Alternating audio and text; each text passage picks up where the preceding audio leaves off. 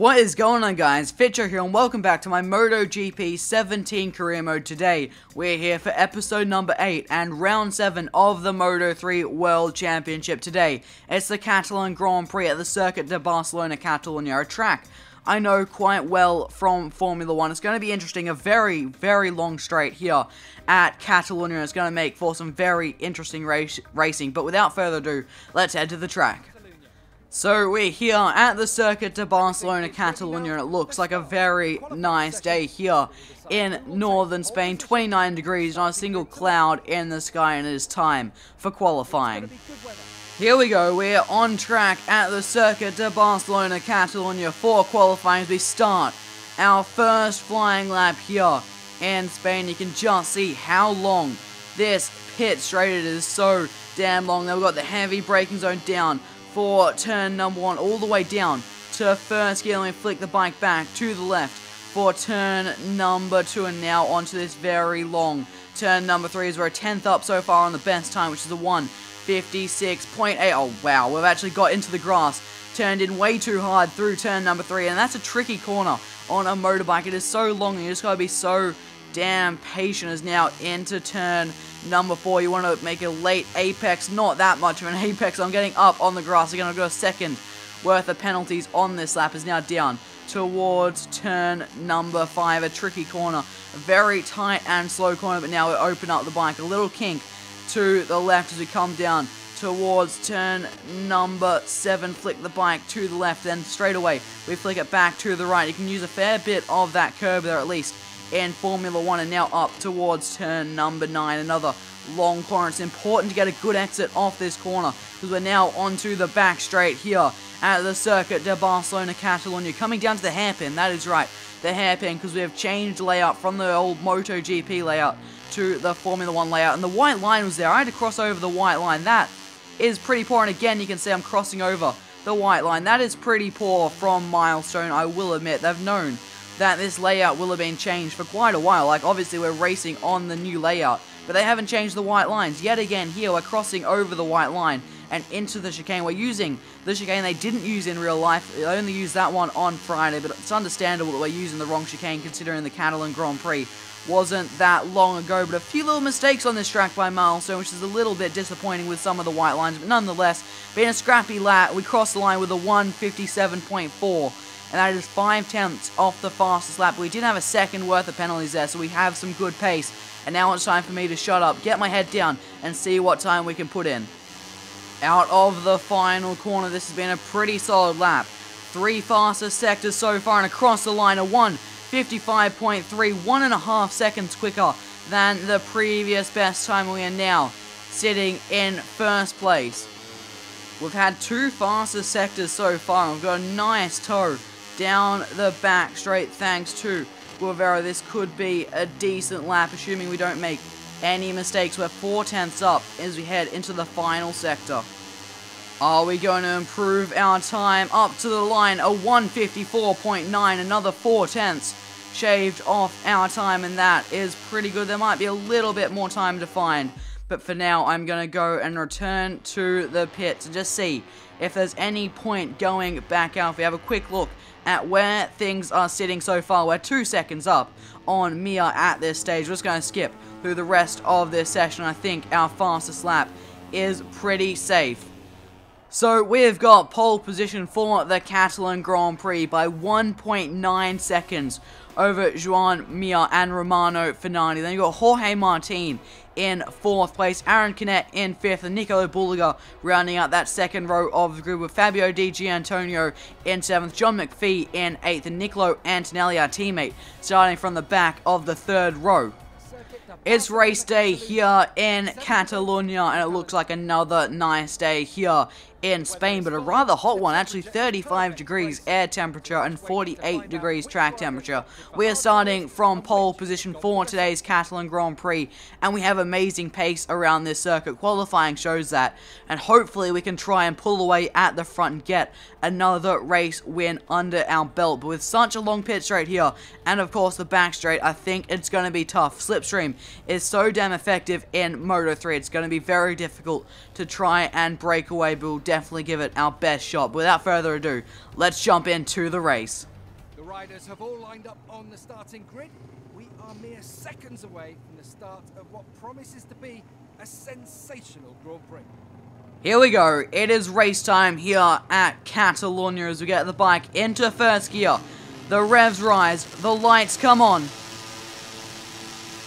And it's lights out, and away we go. The Catalan Grand Prix is underway, and it hasn't been the best start in the world. From pole position, we already see Joan Mir trying to pull alongside as we head down towards turn number 1. We're on the outside for turn 1 as we jump onto the brakes, try to outbrake the Spanish rider around the outside of turn 1. He's on the inside, but now that turns to the inside for turn 2. We run it a little bit deep, and it looks like he's got the move done as we head into turn 3 as I jump way up on the grass. That's a shocking turn 3. The same mistake I made in qualifying. We've dropped well down the order, down to 6th place, I should say, as our teammate Antonelli gets past us, and now we have to really fight back as Antonelli runs it a little bit deep, and we're back into 5th place. Up next, we have Nicolo Bulliga. Joan Mir has not had the best exit up his inside as we head down towards turn number 7. Onto the brakes, he's dived back up our inside, around his outside, turns to the inside, but he has got the better exit and he holds on to the position. Is now up towards turn number 9. Out of turn 9, we're onto the back straight as Mir and Canet run it very, very wide. We're in the slipstream of Joan Mir down towards the hairpin, and we're not close enough to try anything on this particular lap. But Mir has run it in very, very deep. Sneak up his inside, try to cut him off, and we get that move done now. Into 4th place is up next is Bulliga. Can we sneak up his inside? No, we can't. He's going up the inside of Romano Finardi, and he gets that move done. Now Finardi is getting hung out to dry up the inside of Finardi and on to the podium as we head down to the chicane for the first time in this race. A little bit of a tap from Finardi there, but nothing really doing there. Didn't affect us in any ways through the final corner. Onto the pit straight to end lap number 1 of 11 here in Catalunya as we're in the slipstream of Bulliga as he is going for a move on the race leader. Now 2nd place man Aaron Canet in the slipstream of Canet. We've got the run up the inside of Canet and onto the brakes for turn number 1. We've got the inside line. We're actually going to dive up the inside of Bulliga as well, and we've jumped up into the lead of this Catalan Grand Prix just like that. And now careful through turn number 3. Try not to jump onto the grass this time like I did on the previous lap. It is actually rather easy to do around this very long turn 3, but we get through there nicely as we head up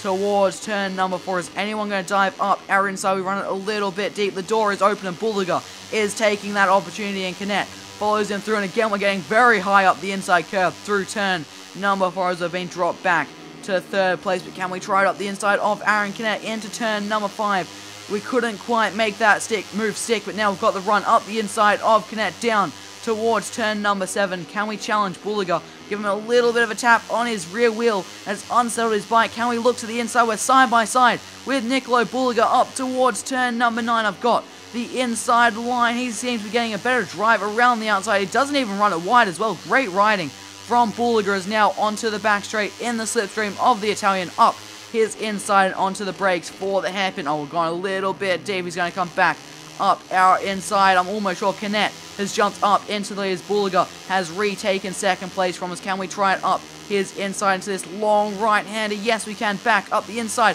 of Bulliga and up the inside of Canet, who got a little bit wide. There was a fair bit of contact between me and Canet as he tried to shut the door, but he shut it a little bit late, and I managed to get that move done as there's a clumsy run through the chicane there as we are leading this Grand Prix is now through the final corner onto the long pit straight, and this is where the fun begins. The slipstream, we're definitely going to lose the lead surely, as it looks like the front 3 have started to break away from the rest, and we've got a little bit of a gap to Bulliga and Canet as we head down towards the first corner. Bulliga is not going to be close enough to try something, I don't think, onto the brakes for turn number 1. Get the bike across to the apex and make sure he doesn't go for any sort of dive bomb. We hold on to the lead of this Catalan Grand Prix.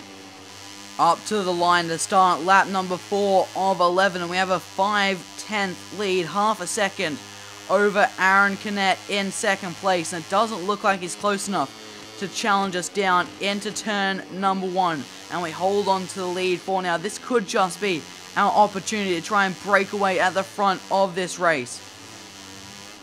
Oh, we're in the gravel a little bit Getting a little bit wide through turn number 8 is now through turn number 9. That might have just allowed Canet and Bulega to catch up to the back of us, and there is Bulega right on our rear tires. We jump onto the brakes for the hairpin at turn number 10, a little bit deep, and Bulega does make the most of that opportunity, trying to get a good exit and come back at him, but we just clipped the back of his bike and we couldn't get back past the young Italian. Is now a nice exit through the long right-hander to the outside as we head through this right-hander and to the chicane. He's got the inside line and he holds on to the positions. We now head through the final chicane up towards the final corner. A good run through here and get in the slipstream. We should be able to retake the lead of this Grand Prix out of the final corner in the slipstream of Bulega. Gaining on him, we pull to his inside as we cross the line to start lap number 5, and we retake the lead. And looking at the gap, we literally crossed the line at exactly the same moment. It said plus 0.000,